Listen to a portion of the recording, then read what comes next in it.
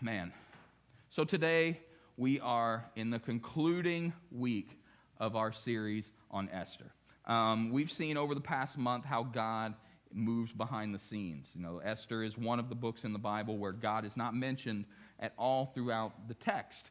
And why in the world would God have a book about himself, a massive book compilation of all these other letters and narratives and things, and not include himself in one of them? And the thing is that it's an example for us to see God working behind the scenes and how he's been there the entire time. His fingerprints are all over your life. And even in times when you don't see him or feel him, he's still at work. Before I get into the text today, in case you didn't know, I'm a sports guy. I like sports. Just about any of the major sports I have played or been involved in.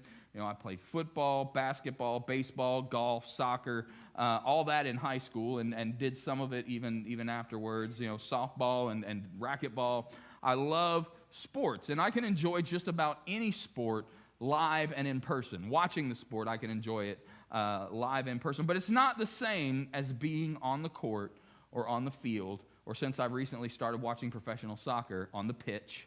They don't call it a field, it's a pitch. I'm learning all the vernacular. But lately, because of some health issues, I haven't been able to play like I used to, and that's tough for me. I'll go and I'll watch, and when I go and I watch somebody else playing racquetball, it's something about it. I want to go grab my stuff and go out there and play because I see it and I miss it, and I want to go play. I want to be on the court, and there's just something about being on the field and playing.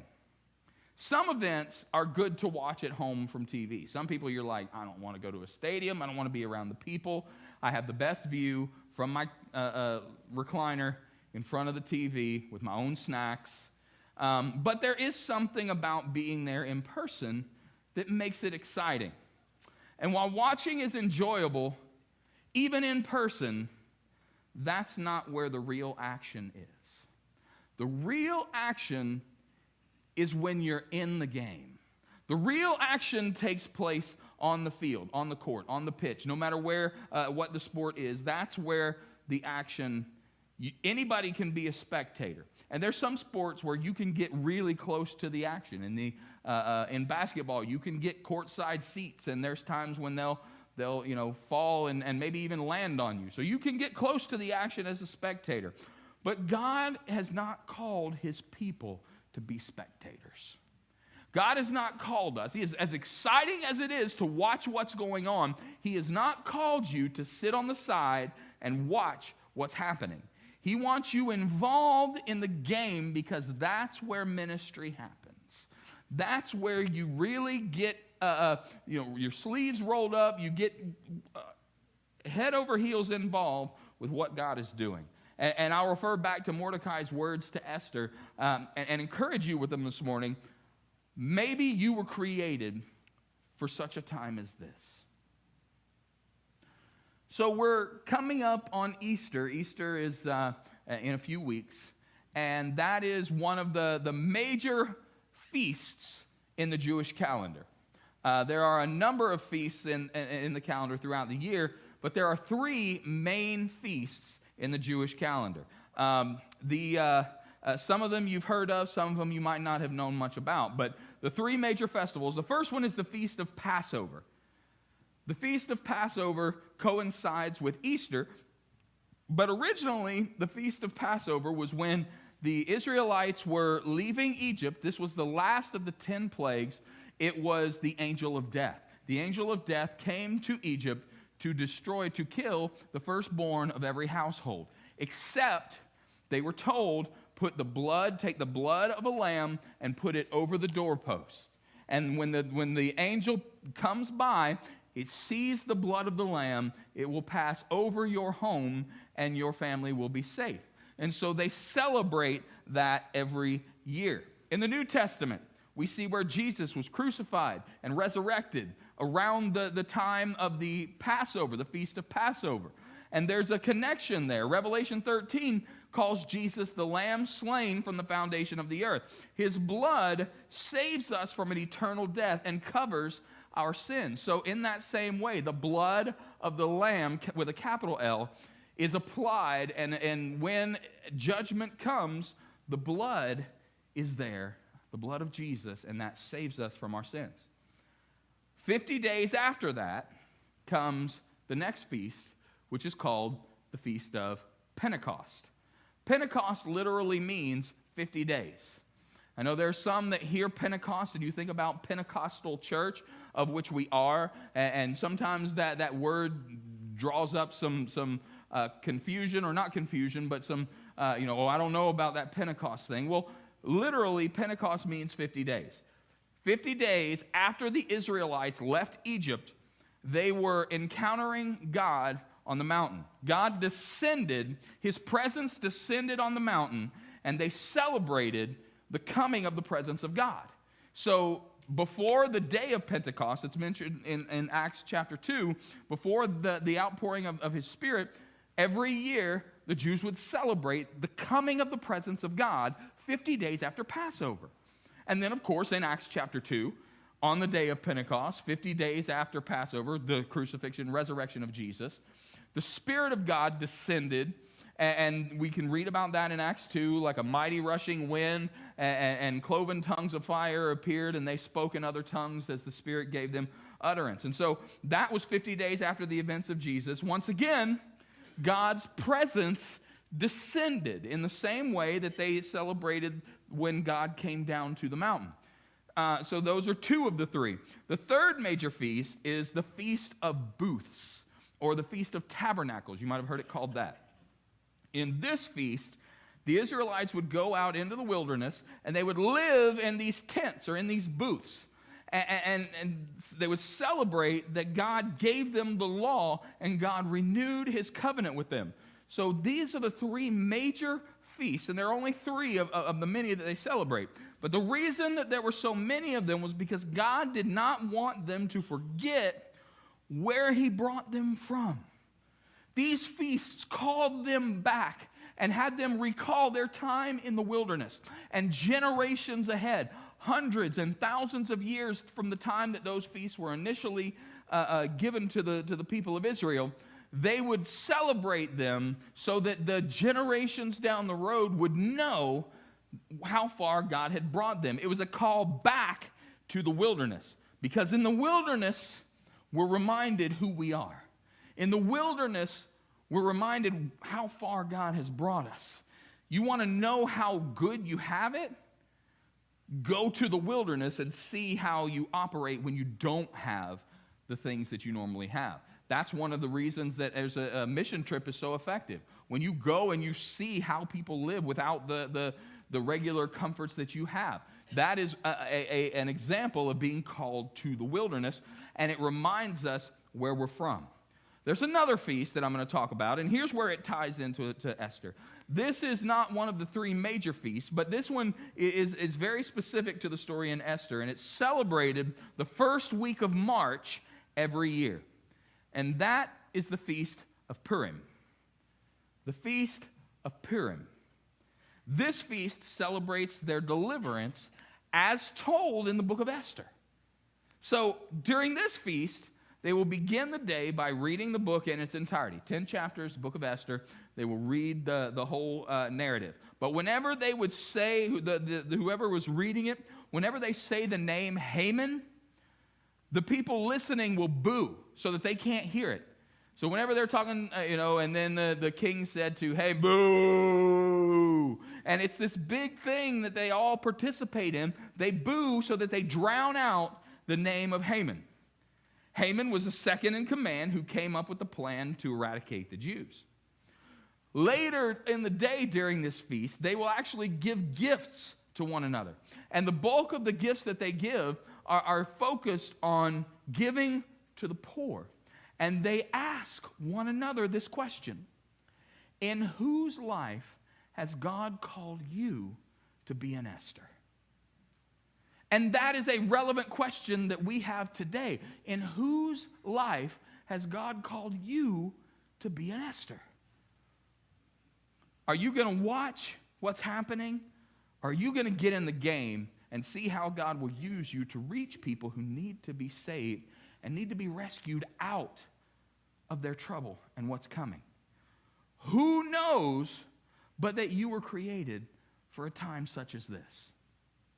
So now last week, we concluded with Haman being revealed for the evil that he was, and with he had set a pole to impale Mordecai, Esther's cousin Mordecai, because he didn't respect, he didn't bow down, he just didn't show Haman the respect that he thought he deserved.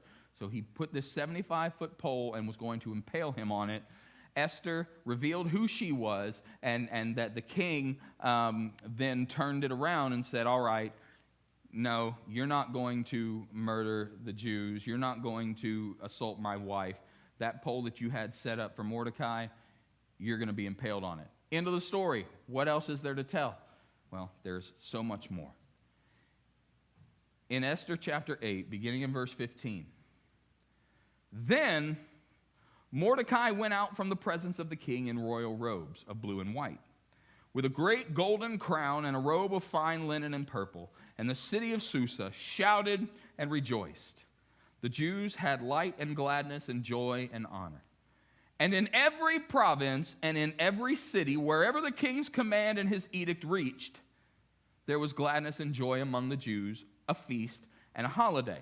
Now, all across the land, there was a feast and a holiday. That's the Feast of Purim that I talked about, that was an ongoing thing for them.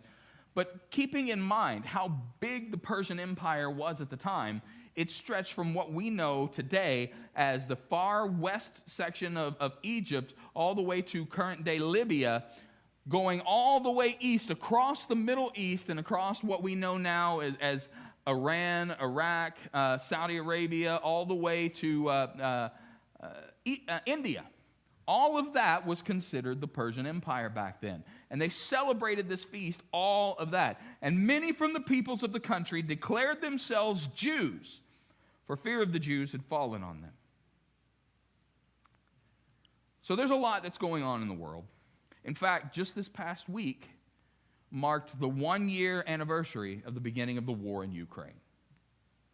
And in the past 370 days, there have been some horrendous acts that have been on innocent people.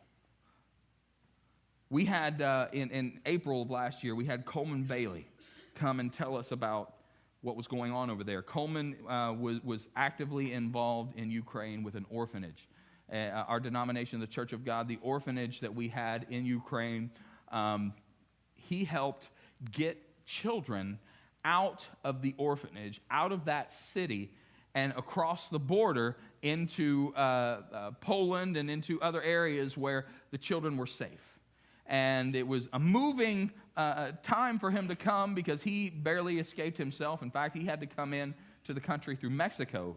He was on the run, and once he got home, he was free to do whatever he needed to do, which he used to proclaim the gospel of Jesus and tell testimony about what was going on over there. And one of the things that he said, and I don't remember if he said that this morning or if he had mentioned it another time when I spoke to him, but on Russian state media, they ended up bombing that orphanage, the orphanage that they had gotten the kids out of. They bombed that orphanage, and on Russian state media, a reporter was standing in front of that and was saying, look, we just bombed this Nazi indoctrination camp. They were calling a Christian orphanage a Nazi indoctrination camp. That's their justification for doing this, all of these atrocities. And there was no Nazi indoctrination happening. These children, it was the book of James. They were caring for the orphans. Unfortunately, not everyone made it out before they were brutally attacked. And when you hear of things like that, when you look back over this war, and not just this war, you can look back over the history of wars and some of the atrocities that have taken place. You can look and see evil everywhere, and you can ask this question, how can this bad continue to happen? Are these evil people going to continue to get away with this? Does God not see this? Is he not going to step in and do something? What is the problem here? And if you've ever asked questions like that, you're in good company, because the prophet Jeremiah asked a very similar question. In Jeremiah 12:1, he said, "Why does the way of the wicked prosper? Why do all the faithless live at ease?" You ever feel that way? There's times that I do. Admittedly, there's times that I do. And I will go from different extremes too. There's times that I'm glad I'm not God, because if I had the authority, I would speak and then people would be struck down dead. And then there's times when I'm feeling a little bit more generous and I don't want them to die, but I'm like, Lord, this evil person, will you give them an infected, ingrown toenail? And if you ever had one of those, you know that's not a little prayer. That's like a big thing. It's that every time they take a step, they're reminded of how evil they are. But it seems like evil is getting worse, and the wicked are getting worse, and they're literally getting away with murder. And that begs the question, are they getting a free pass? Is there no judgment for this evil that they keep on living and doing? And the Bible answers that firmly, no. No. There are no free passes. In fact, the Word of God, 3 times more than grace, the Bible talks about God's justice and his mercy. It talks about his wrath and his justice more than it does his mercy. Haman thought that he was clever in manipulating the king into genocide. But he saw how God's fingerprints, we saw how God's fingerprints had been on this for years before Haman was ever introduced. We saw God's fingerprints in this with working on the former queen, Vashti, and removing that queen from her title so that would open the door for Esther to come in and be the queen. But Haman thought he was, this clever guy in this situation. And like I said, last week I ended by telling you what all happened with Haman and Haman's death. And actually what I said was that God has the final word and that nothing can stand against him. So I want us to say that together. Say, God has the final word. God has the final word. Look at somebody next to you and say, God has the final word. No matter what, God has the final word. Whether it's medical, it's financial, it's vocational, it might be something on your job, God has the final word. If it's relational, if it's emotional, God has the final word. And we're going to see proof of that. Looking over right quick in Esther chapter 9, we're going to go back and forth between 8 and 9, but beginning in chapter 9, it says, "Now in the 12th month, which is the month of Adar, on the 13th day of the same, when the king's command and edict were about to be carried out, on the very day when the enemies of the Jews hoped to gain mastery over them, the reverse occurred. The Jews gained mastery over those who hated them." So I told you that when a law goes out, the laws of the Medes and the Persians could not be revoked. And Haman manipulated King Xerxes into agreeing to this law that would allow the Jews to be slaughtered all across the kingdom, all across the empire. Again, from Libya to India. They could be killed, and that could not be rescinded. But what was happening now that Mordecai was second in command, there was an opportunity that had arisen. See, the Jews weren't allowed to even protect themselves from this attack that was coming. But this new command that was issued, it gave them the ability to defend themselves, and the enemies that of the Jews that hoped to overpower them, it says there in the ESV, it says, "But the reverse occurred." And I looked that up in different versions because I like just how it's said in different versions. In the NET, the New English Translation, it says, "Contrary to expectations." In the NIV, it says, "But now the tables were turned." In the NLT, it says, "But quite the opposite happened." They thought they were going to get an advantage over the Jews, but quite the opposite happened. And no matter how you put it, God turned that situation completely around. Whatever you're facing today, whatever confusion, whatever difficulty, pain, God is the God of a turnaround because he has the final word. Keep telling yourself that. Speak that into your life, into your health. Speak restoration into your relationship. Speak clarity into your mind. God has the final word. So the command had gone out earlier by Haman that all the Jews should be killed. But Haman had been revealed for the evil that he was, and he was impaled on the pole that he had set up for Mordecai. And now Mordecai, like I said, he's second in command. He gets the king's robe. He gets the king's signet ring. And back in chapter 8, after he's given the signet ring, he issues a new command, and he has it sent across the entire empire before it's too late. We can't undo what was done, but what we can do is counteract it. In verse 11, chapter 8, verse 11, the king allowed the Jews who were in every city to gather and defend their lives, to destroy, to kill, and to annihilate any armed force of any people or province that might attack them, children and women included, and plunder their goods. This new command, this new edict that had gone out, as soon as he got the ring, he's like, this is what I got to do. This is the seal. King says I can do this. You can defend yourselves. I'm not giving you the authority to raise your own army and take over the Persian Empire. But if they come at you, you can defend yourself. And they were permitted, if they were attacked, they were permitted to even plunder the goods of those who came after them. So you can come after me, but I've got permission that I can not only defeat you, but I can take all your stuff too. And while Haman was the one who initiated this attack against the people of God, he was gone, but there were a lot of other people who hated them and wanted to see this take place. So those who agreed with him still went through with the plan to commit genocide against God's people. Haman was dead, but that didn't stop the threat. All these people that hated the Jews still had their day. Once that day comes, we are going to eliminate them. And in chapter 9, when that day finally arrived, Mordecai had sent out that other decree that said that they could fight back. And when that day finally arrived in chapter 9, they did. The Jews fought back. In chapter 9, beginning in verse 11, that very day, when the king was informed of the number of people killed in the fortress of Susa, he called Queen Esther and said, the Jews have killed 500 men in the fortress of Susa alone, as well as Haman's 10 sons. If they've done that here, what has happened in the rest of the provinces? But now, what more do you want? It will be granted to you. Tell me, and I will do it.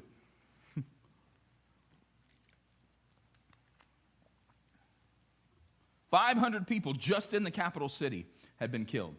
Whatever you want, I'll continue to do it. He had already offered her up to half the kingdom, and the Jews prevailed on this day. Esther responded, verse 13, if it please the king, give the Jews in Susa permission to do it again tomorrow, as they have done today, and let the body of Haman's 10 sons be impaled on a pole. So the king agreed, and a decree was announced in Susa, and they impaled the bodies of Haman's 10 sons. Then the Jews at Susa gathered together on March 8 and killed 300 more men. And again, they took no plunder. They were given the ability to take all that was belonged to the people who were attacking him, but that's not what this was about. Meanwhile, verse 16, meanwhile, the other Jews throughout the king's provinces had gathered together to defend their lives. They gained relief from all their enemies, killing 75,000 of those who hated them. But again, they did not take any plunder. They had been given permission to defend themselves. But that meant that they actually had to do the work. They couldn't just sit back. They had to have the faith and take the step out and do the work. There are times in the Bible where God annihilates enemies and nobody has to lift a finger. There are examples of stand still and see the salvation of God. And without having to move a muscle, God has wiped out enemies. But he doesn't always work like that. Sometimes he says, step back, I got this. Sometimes he says, I'm with you, but you got to get in the game. I'm with you. I will be there. I will lead you through this, but it takes you actually putting hand to sword. It takes you actually standing up and defending that which God has blessed you with. I've told you in previous weeks, fear builds walls, but faith tears them down. Fear brings us to a place where we're building walls and we don't want, no, I can't let anything get in this because this is my own safe space. Faith tears that down and says, I'm not insulating myself. I'm going on the advance. I'm going to do what God has led and called me to do. It took faith in what God was doing for them to step out and to defend their families. And it's intimidating when someone's coming after you. Now, there may not be anyone trying to physically murder you or your family right now. It's likely not happening. If there's somebody that is trying to physically murder you, then we will get you help. We will do everything we can to protect you. But most of the time, the attacks that we face today are more behind the scenes. They're more spiritually motivated. And the enemy wants to see you destroyed. The enemy wants to see you defeated. He will come after you. He wants to break you. But God honors faith. The New Testament book of James tells us that faith without works is dead. If you have faith, but you don't put legs to that faith, you don't put action to that faith, then it's not any good. It's dead. You have to do. It's not just about sitting on the sidelines and watching. Well, I have faith that my team's going to win. Well, if they're your team, put on a jersey. What does the jersey do? The jersey do? It identifies you as a member of that team. So you put on the armor of God that He has given you. You take a step on the playing field and you walk that faith out and live that faith the way that He has equipped you and inspired you. We can't be spectators just being entertained by everybody else. Well, what does that look like? How do I get in the game?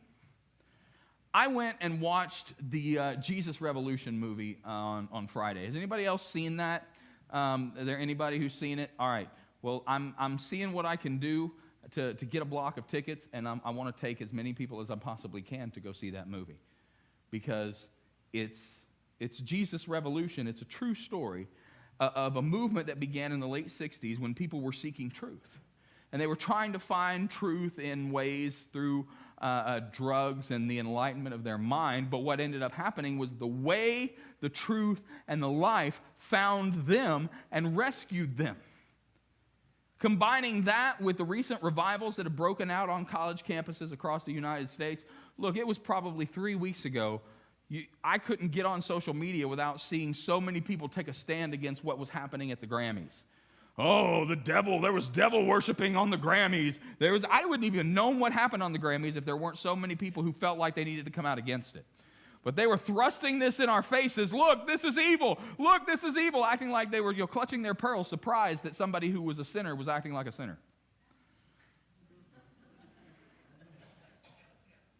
And while I'm sure they meant well and speaking out against evil, again, so many people would not have even known what happened had it not been for the people coming out against it. And so what God did is He's like, I'm tired of them getting all this attention. And it was right about that time that revival began to break out in Asbury in Kentucky, and then shortly afterwards in Cleveland, Tennessee, and all these other places, and people were hungry. They were seeking God. They were seeking truth. And the same way, and the timing of this movie being released, there's something real that is taking place. God is up to something, and I don't want you, not for me, not for you, to be sitting on the sidelines. I don't want for you to be sitting at home watching it on TV. I don't want you to be streaming it on the internet. I want you to have your jersey on. I want you to have your armor on and be in the game.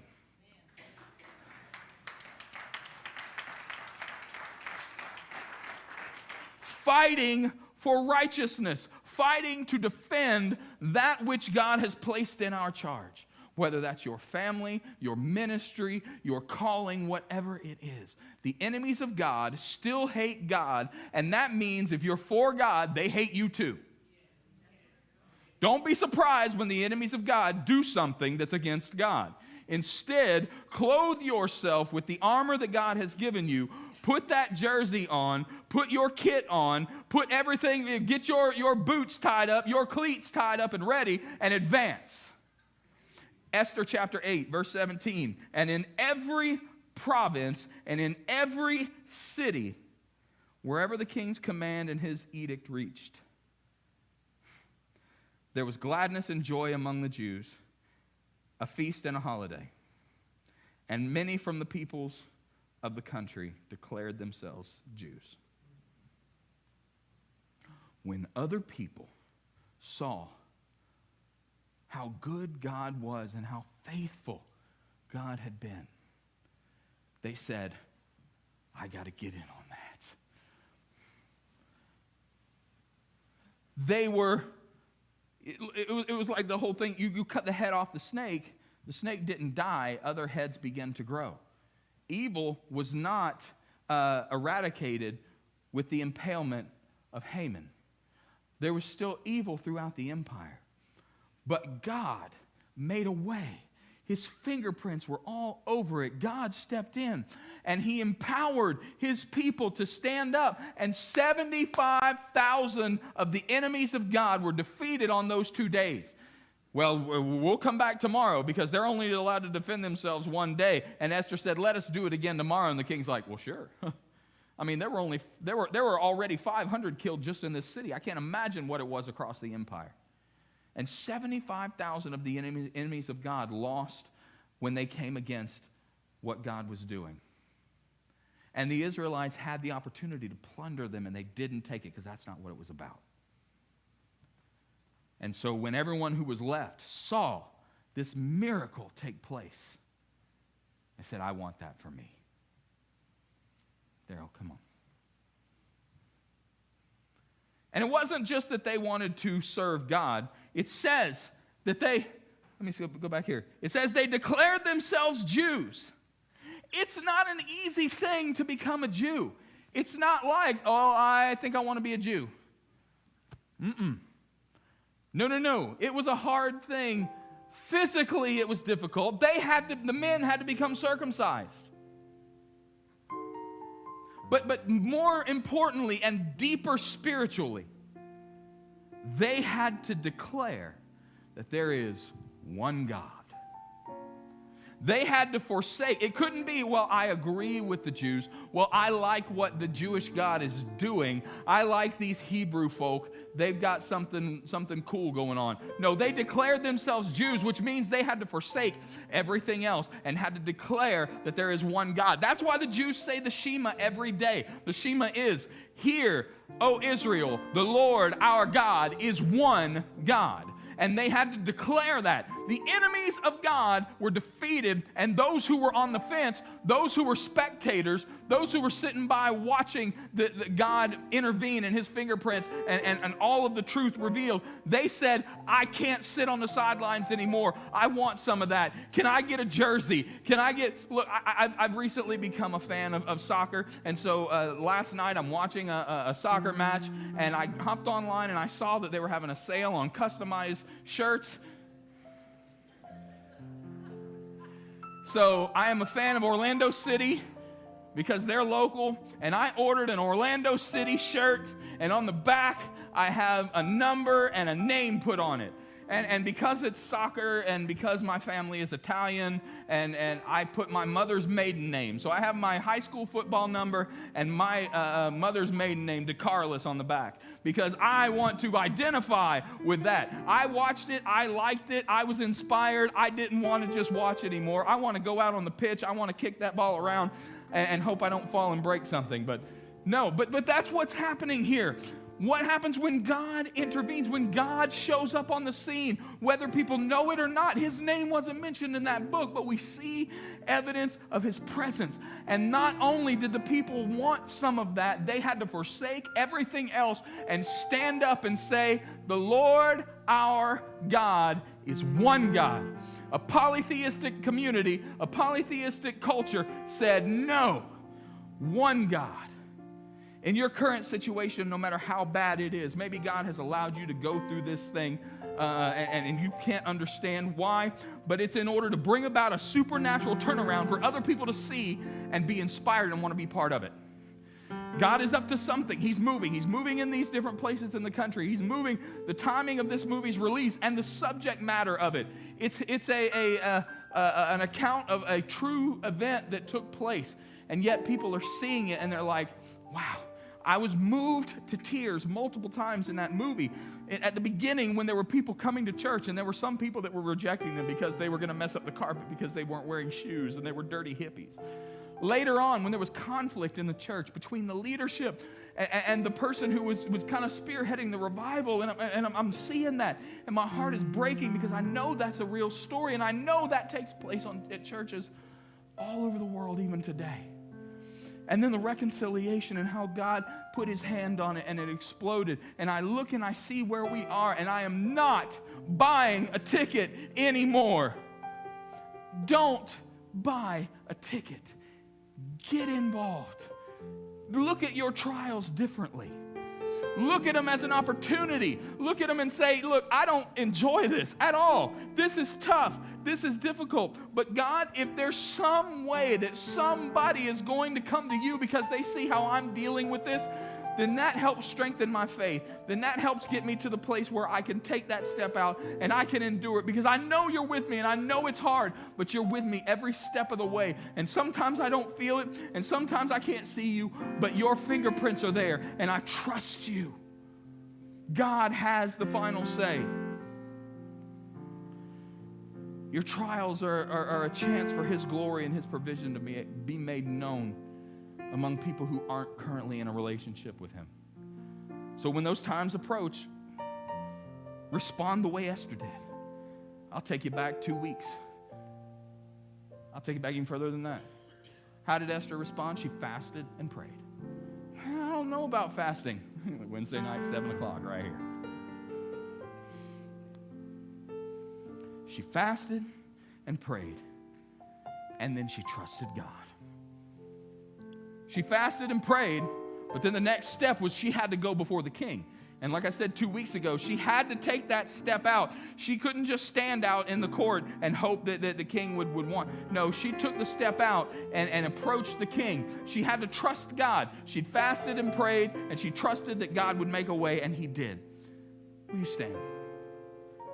How many of you need a turnaround in your life today? How many of you need to be reminded that God is the God of a turnaround? I told you that we were going to wait and pray over needs at the end. Now is your opportunity. Now is the time.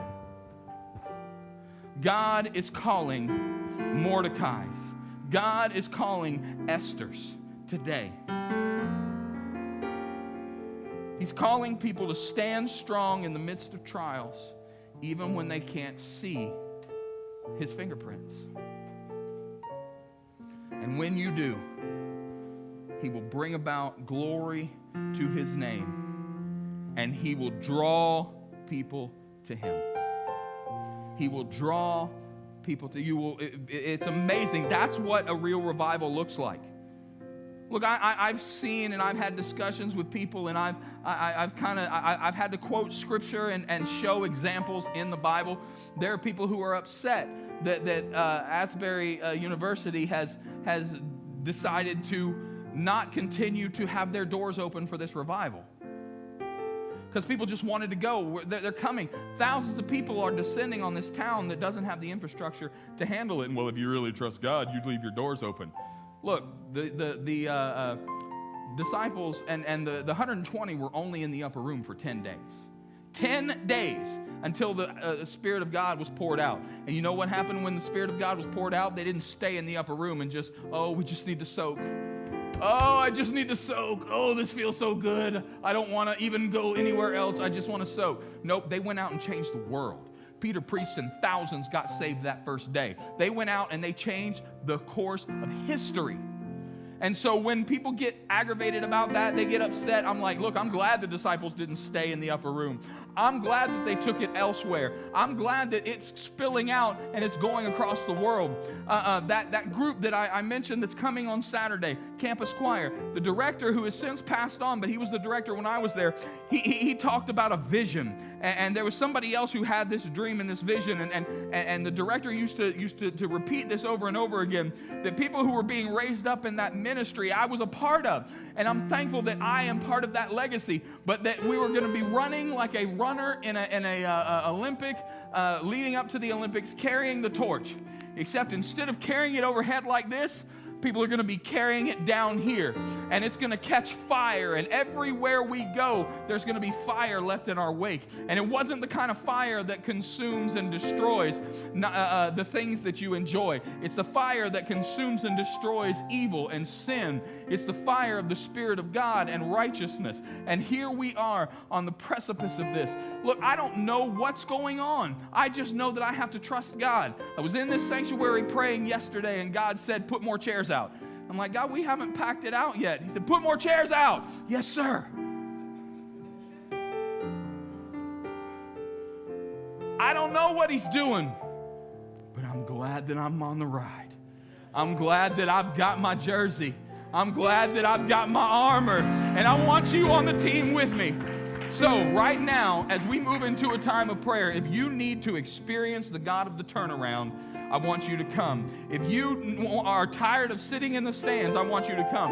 I'm going to pray as much as I can for whoever comes down here, but I want you to encounter God. Christian, if you would come on and be prepared to help me pray, I want you to just encounter God in a righteous way this morning, and I want you to say, God, give me your jersey, give me your kit, give me everything that you have for me, your armor, give it all, because I am not going to stand on the sidelines anymore. I am in the battle. I am going to defend my family. I'm going to defend my children. I'm going to defend my spouse. I'm going to defend my calling, my ministry, everything that you have given me. I can't just sit back and let the enemy take it. I am going to fight for what is righteousness and what is holy in the name of Jesus. Now is your opportunity.